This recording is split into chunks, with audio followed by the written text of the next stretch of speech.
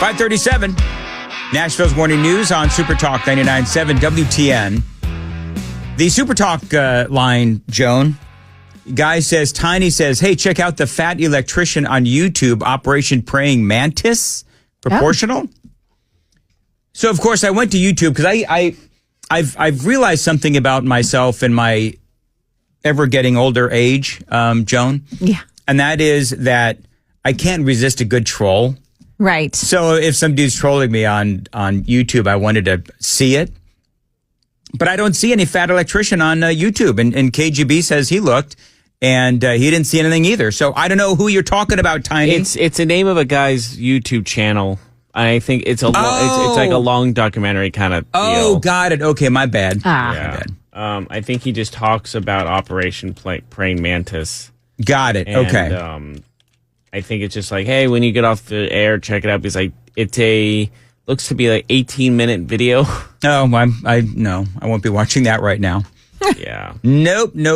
Anyway, all right. So, real quickly, I want to play. I want to play this. There's so much going on. We've got what happened yesterday, and then what is going on this morning. What is going on this morning? Iran denies firing missiles after the ceasefire deadline. I don't believe them. I just don't believe them. I don't think Israel believes them either. And isn't there a way that they can figure out where exactly those rockets came from? Because how is it here? Okay, here's my question, Joan. How is it possible that Iran is able to fire a rocket? Right. Because of all of I think you can fire those off the back of trucks, though. So I don't know. But anyway, so I just didn't think they had any ammo left, any rockets left. Well, and there's a difference between having the rockets left and the ability to shoot them off. Yes. And so one of the things that has been talked about a lot is that they were able to do a lot of damage to those missile launchers that are mounted on the back of trucks, which are really hard to locate. Mm-hmm. But Israel did a really good job of locating them. And, apparently not all of them are gone. No. And then let's be honest. I mean, Iran, they have a sophisticated military, although we thought they had a sophisticated military, but they didn't even shoot back when Trump went in to take out their nuclear sites. Right. They didn't even shoot back. But I think, we had done some signal jamming and all that kind of stuff as well. So, I mean, here's the thing. Donald Trump didn't play. I mean, he gave him the opportunity. He gave him 60 days. On the 61st day, he went in. He head faked him not once but twice. He said within 2 weeks. And then he sent those planes west, I think, towards Guam. But then he had the ones go east, flying out of Missouri, over the continental United States, over the Atlantic Ocean, into the Mediterranean. And they fooled everybody. I mean, just an incredible, they say. I loved listening to that. Military feat. Yeah. Isn't it great? Yeah. I mean, it is insane. Yep. Scott Jennings, I'm just going to play this. Scott Jennings had a response for the Iranian response to what President Trump did yesterday, where they warned America, they warned the folks in Qatar that they were going to respond. This is what Scott Jennings said on CNN. And spoke to this. If this, in fact, effectively sets back the program and doesn't lead to wider escalation, the president seems to have accomplished all the objectives that he set out to achieve. Of course. I told you yesterday I didn't think we were at war and that this represented a de-escalation of the situation. Yep. And that's exactly where we are with this flaccid Iranian response. In the words of the great boxer Roberto Duran, no mas, no mas. That's what Iran is saying after Israel has degraded their military capabilities and the president of the United States has taken away their ability to make nuclear weapons. This is capitulation, in my opinion, from Iran today. And it is a complete and total vindication of the Trump strategy, which was to let Israel beat these guys to a pulp. We show up and take away their nukes. Yes, let's have a deal now. I think it'd be great to have a deal with Iran about right now. Lulu, what do you think? So there you go. And he's right. I mean, people are chuckling at the word flaccid, but whatever. We're not in fifth grade here on Nashville's Morning News. But here's what's interesting. Like, I'm looking at a lot of the audio. This is just like a radio thing. I'm looking at a lot of the audio, And the audio that I have is now dated because of what happened in the early morning hours. And so, again, we are just sort of on Israel watch and Iran watch, and we'll have to see, what happens. But, for me, the more that I think about this, the more that I believe that President Trump did the right thing in taking out their nuclear facilities. I think that Israel and America, they needed to take out Iran, but not demanding, at least for President Trump, not demanding any kind of a change in regime. That may happen anyway. We'll have to wait and see what happens. But for President Trump and for Benjamin Netanyahu, it seems to me like with Iran, you can't trust them. And so if you can't trust them, then how do you end up in an agreement with them? I don't even think if you put in a new regime, I'm going to, air quote that, you can't trust anyone that is in charge of Iran because it is in the country's DNA to try to destroy Israel. It is in the country's DNA to try to destroy America. And so as we continue to look at what is going on, I think that if they did try to come up, Joan, with some sort of a peace agreement, right now it's a ceasefire. Right. But if they come up with a peace agreement, do you think that Iran would come out and say, yeah, we believe that Israel does have the right to exist? I don't think so. They're not going to do that. No. What would the protesters think? Like, think about the protesters are waving the Iranian flags and stuff like that. Imagine their brains would explode.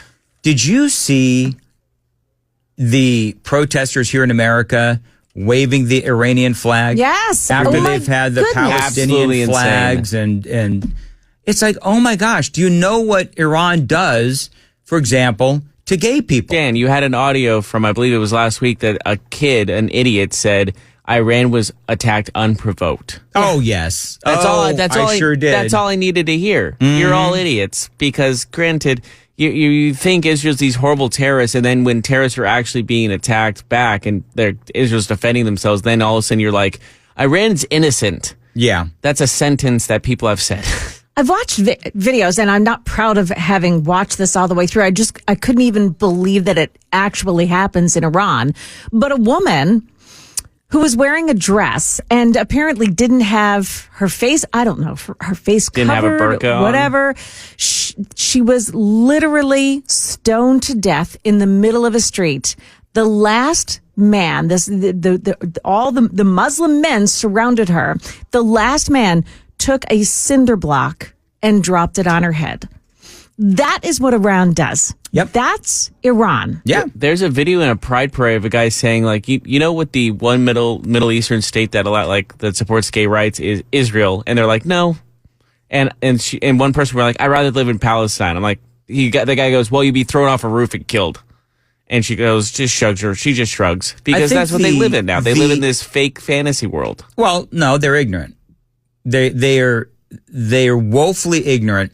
And to me, there's absolutely no excuse. If you're going to be out there protesting, if you're going to be out there draping yourself in the Iranian flag, then you should know what the hell they do in Iran. That's the thing. They are so, and I don't know if it's a willful ignorance. I mean, it's got to be a willful ignorance. It is too easy these days. You don't need a yearly subscription to the New York Times or the Wall Street Journal or the New York Post or whatever to figure out what the hell's going on in Iran. I mean, if you're going to drape the Iranian flag over your ignorant shoulders, you should at least know what it is that you're supporting. And these people out there that are saying that Trump is wrong on this and they're supporting Iran, I can't imagine they actually know what goes on in that horrific nation. Is denial a good word to describe them?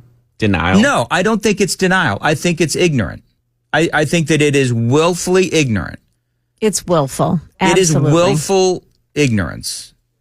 Because, I mean, denial, I guess, I don't know. Just because they're like, denial or we have to be on the right side. Like, they have to be on the right side of this, quote unquote, right side of history nonsense. And so they can't admit that they're wrong in this situation. There's so much evidence. There is so much evidence. By the way, one of my favorite audio bites. So as this, and we'll see where it goes, but as President Trump is announcing, and I was asleep when all of this was going on. So I wake up to, wait, there's a peace agreement to, well, the peace agreement's been broken. So, but AOC, the Democrats are still trying to say that President Trump should be impeached.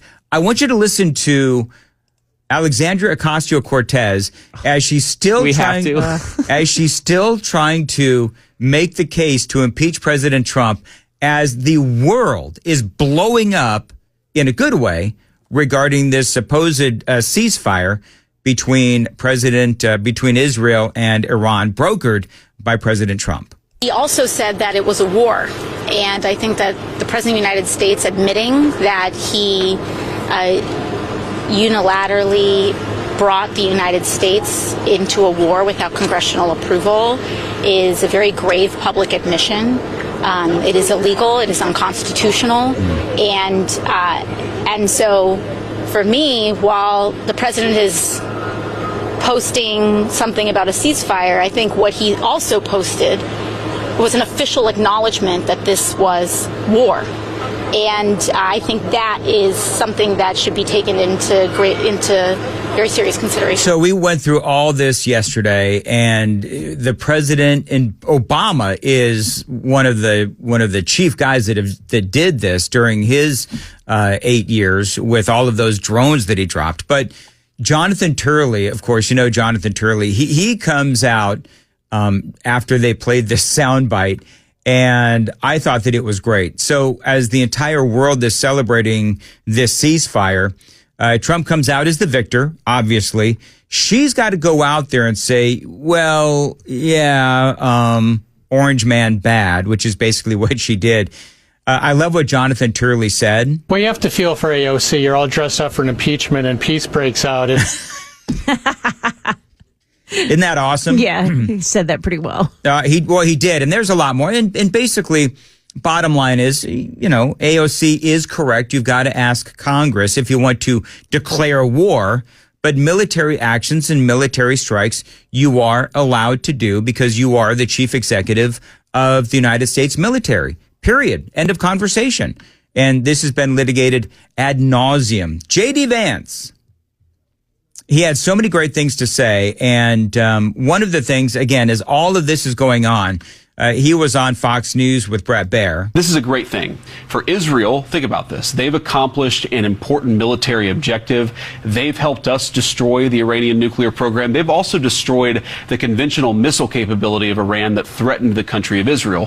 For the Iranians, I think this is a new opportunity to actually pursue the path of peace. As I said yesterday, what the Iranians have showed through their support of terror networks, through their now failed effort to build a nuclear weapon, is that they're just not very good at war. And I think the president really hit the reset button and said, look, let's actually produce long-term peace for the region. That's always been his goal. I actually think when we look back, we will say the 12-day war was an important reset moment for the entire region. But again, is this going to be lasting peace? And I'm air quoting that, lasting peace, or and if you're just joining us, this is where we are right now. There was a peace deal, and then Iran is being accused of bombing an apartment building in Israel.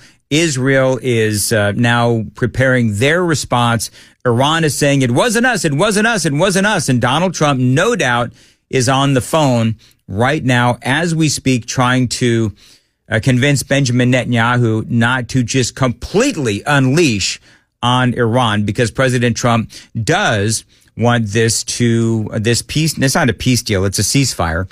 But I keep saying peace deal, but it's not. It's simply a ceasefire. We'll have to see what deal eventually is negotiated. But whatever the peace deal is, how can you trust that Iran isn't going to, under the guise of peace, simply reload?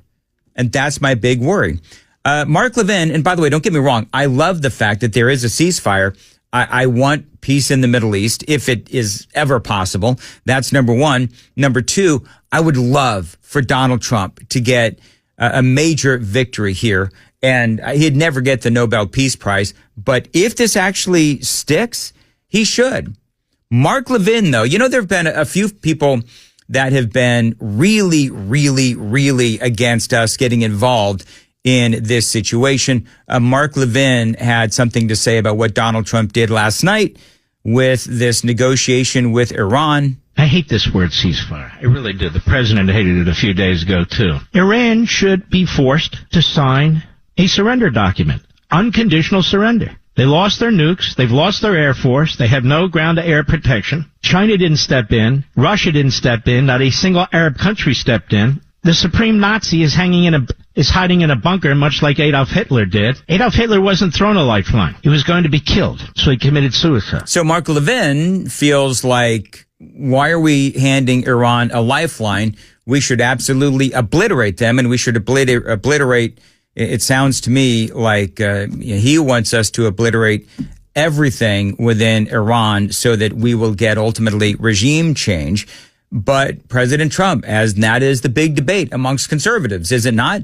The big debate among conservatives is regime change, and do we partake in regime change? The conversation does continue. It is 5:53 on Nashville's Morning News. Okay, coming up at 6:36, we'll be speaking to Stephen Bucci, of course, military and foreign policy analyst with the Heritage Foundation. Going to talk to him about everything that has transpired. And at 7:36, we will speak to Senator Bill Hagerty. Looking forward to speaking to him on all the latest developments regarding Iran and Israel. And also, we'll be speaking to the senator about the big, ugly bill. And that is now currently in the Senate. It is 5:54 on Nashville Morning News on Super Talk 99.7. And Joan Jones has the news at 6. Joan. Yeah, we've got the latest on the ceasefire that appears to be anywhere from fragile to broken. And a grocery store chain with lots of stores around this area plans to shut down dozens of its locations. Stick around for that and more coming up at 6 o'clock on Super Talk 99.7 WTN.